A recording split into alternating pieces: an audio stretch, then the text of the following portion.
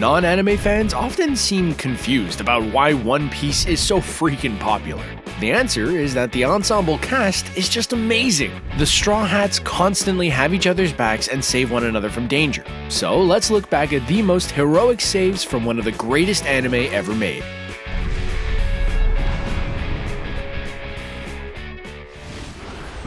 Some foolish would-be anime fans might see that One Piece has over 900 episodes and think that's about it. Well, they'd be wrong. You see, like Dragon Ball, Naruto, and Bleach, One Piece has plenty of specials and movies on top of its almost 1,000 episode run. One of these specials, the underrated episode of Luffy, Adventure on Hand Island, features one of Sanji's most impressive moments. If you haven't seen it, let's just give a brief summary. It starts like most One Piece adventures, with the Straw Hats finding themselves on a new island and Luffy dives headfirst into the drama. Just once, it'd be nice if Luffy found an island that was full of danger and he was like, maybe this isn't my problem. If he would do that more often, he'd probably end up becoming king of the pirates before I have to watch the finale in a retirement home. So, Luffy meets a new friend who's a wax sculptor and decides to save his apprentice who has been wrongfully imprisoned. Naturally, Luffy gets in over his head. I mean, literally in over his head. He gets put into a steel box and thrown into the ocean. Luckily, our rubber pirate hero has lots of cool friends to break him out of jams like that. Sanji jumps into the water and breaks the cage into pieces with some well-timed kicks. The gang then goes on to save the day as usual. Luffy takes all the glory by beating up another evil clown of a villain who will haunt my nightmares along with Caribou and Buggy forever. The real thing that people should be impressed with? Sanji's suit. Sanji spends all his time on the sea and still finds time to keep his clothes perfectly pressed. It takes me a week to take my clothes out of the dryer, and I live on dry land. Having a bounty on your head really sucks. Just ask pretty much any character on The Mandalorian. You tend to get captured by charming bad guys and given to evil villains. Wow, Luffy has a lot more in common with Baby Yoda than I realized. Early in the anime, Luffy gets captured by a captain named Smoker, who hands him over to Joaquin Phoenix as a pirate. The Joker-esque Buggy then tries to see to it that Luffy's head is removed. Why are clowns always so violent? This is one of the most dire moments in the entire days of the anime. Even as his fellow pirates were desperately fighting to save him, it looked like all was lost for poor Luffy. Luckily, he's saved from Buggy and then again from Smoker by a mysterious presence. Turns out that this hero is none other than Monkey D. Dragon, Luffy's father and the baddest pirate this side of East Blue. Also, not everyone can pull off a massive face tattoo, but he really can.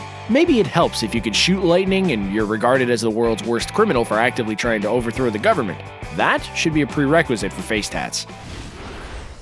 Sabo may look like if Luffy and Sanji fused together and bought a really cool hat, but he's an awesome character in his own right. Sabo once disguised himself and rushed to save the enslaved Kuma from the government's forces. He took out plenty of guards and was about to charge in when he was stopped by Karasu and Morley. Does anyone else think that Karasu looks like Bane with a lot of crow feathers everywhere? You merely adopted the crow feathers. I was born in them, molded by them. I didn't know about regular clothes until I was already a man. They already explained to Sabo that the situation is more complex than he realizes, and that even if he saved Kuma, he likely would never be the same. This may seem like a really small scene, but it's actually pretty important.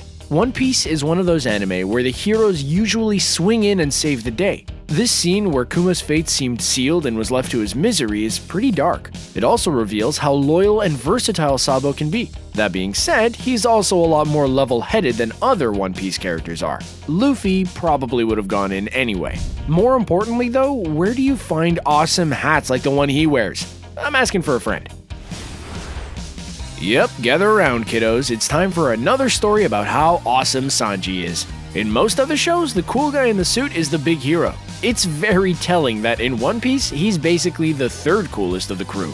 For instance, there was that time where Usopp was at the mercy of hardcore wolf enthusiast and CP9 agent Jabra. All was basically lost for Usopp as Jabra went in for the final blow. Then Sanji leapt in with the save like Han Solo in the first Star Wars. He kicked Jabra so hard that the Wolfman went sprawling.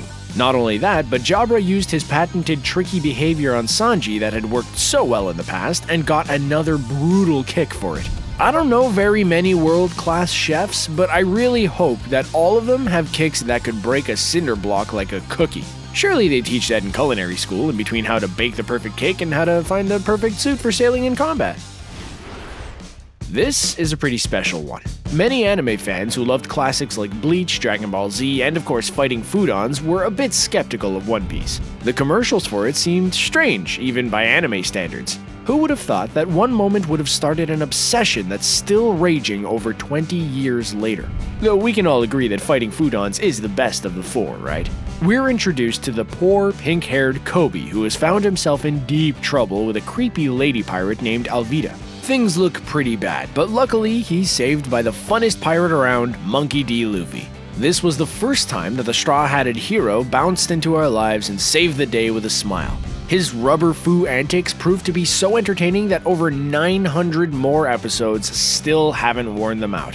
After he saves Kobe, we learn about his mission to become king of the pirates and decide to go all in for the ride. In 2004, most people were still going on about how awesome Captain Jack Sparrow was from Pirates of the Caribbean. Anime fans were like, sure, he's cool, but can he do stretchy punches? Call me when he can. Pop culture has taught us for a long time that sharks can't be trusted. Jaws, Goldmember, and recently the Meg have all given us terrifying sharks that are just the worst. One Piece is no exception. The evil Sharkman Arlong made a name for himself in the early days of the series as being one of the most merciless monsters in the sea. Well, up to that point in the show, that is. You see, Nami's ultimate goal back then was to buy back her land from the vicious captain. Only one of Arlong's men stole it before she could. This left her humiliated and defeated. Luckily, she had just made some new friends. The Straw Hats arrived on the scene and decided to save Nami and the village. This was when the crew really came into their own as they truly banded together for a noble cause. If you were just casually watching One Piece up to this point, this moment was when you probably became a fan. Luffy and the Straw Hats put a serious hurt on the Fishman and saved the day for good. This was just one day of many though, as there were only more battles to come. Goldie Rogers is the legend upon which the entire series is based. He was the Pirate King and the owner of the One Piece treasure. In many ways, Luffy is just trying to chase his legend.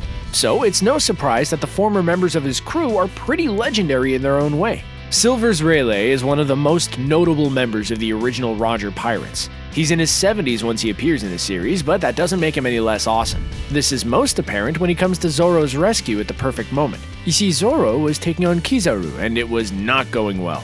Just as the Admiral dealt with Usopp and Brook so that he could finish Zoro for good, Silvers came in to save everyone. He pulled a Sanji and delivered a well-placed kick that dispersed Kizaru's attack. This save was pretty short-lived since Kuma scattered the Straw Hats in the next episode, but for a second there, Silvers was MVP. Every hero needs an epic origin story. Superman saved from a dying world. Spider-Man lost his uncle. Batman has that scene with his parents that we've seen 10,000 times. Martha cannot hold on to those pearls in any universe. For Luffy, that origin comes when he's saved by the pirate legend Shanks. Our young hero wasn't always super stretchy, but he was apparently always super brave. He tried to take on a team of bandits by himself, but was unable to stop them. That's when Shanks and his crew rolled into the situation to save their little friend. They made short work of the bandits, but Shanks wasn't done changing Luffy's life yet. Luffy then found himself at the mercy of the monstrous Sea King without the ability to swim. Suddenly, Shanks showed up to save the day once again. If saving Luffy wasn't enough, he somehow manages to scare the monster away with just a look. We later learn how he managed this, but it was much cooler when it just seemed like he made a sea monster terrified by throwing some shade. Then, to finish Shanks' trilogy of Luffy life-changing, he literally caps it off by giving his straw hat to Luffy. The same straw hat that he would wear throughout the series. As far as origins go, that's pretty cool. You don't see Batman running around with his mom's pearls on, though he totally should. No, this isn't the story about how Luffy saved King Neptune from SpongeBob, though that would be the coolest crossover in the Seven Seas. This is the story about how Luffy saved the King Neptune from Fishman Island, though the two Neptunes do have very similar crowns and beards. The king was at the mercy of Hody Jones, another shark man who had all but taken down Neptune. What did I just say about sharks? Just as all seemed doomed, Luffy hits him with a gear second kick that sends the sharky guy into a mountain. Everyone in One Piece is all about the saving kicks. What's awesome about this one is how freaked out all of the fish people get at Luffy's power. They probably still talk about how awesome it was years later. So it's like the opposite of Adam Levine's Super Bowl performance. Luffy makes a lot of speeches. Just so many speeches. Basically, whenever he isn't stuffing his face with food, he's giving a speech. Sometimes, though, he says more with his actions than he ever could with his words. Straw Hat archaeologist Nico Robin was considered a major enemy of the world government, so she was pretty pessimistic about her future. As Spandam mocks both Robin and the Straw Hats for how foolish opposing the government is, Luffy prepares his rebuttal.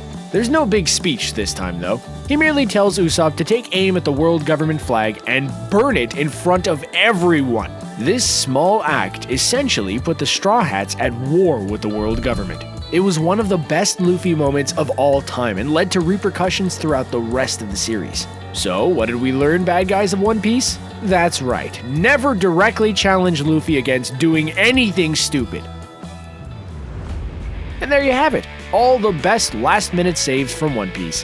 Which one was your favorite? Or should I say, which Sanji one was your favorite? Let us know in the comments, and don't forget to like and subscribe to CBR for all of the best Straw Hat content.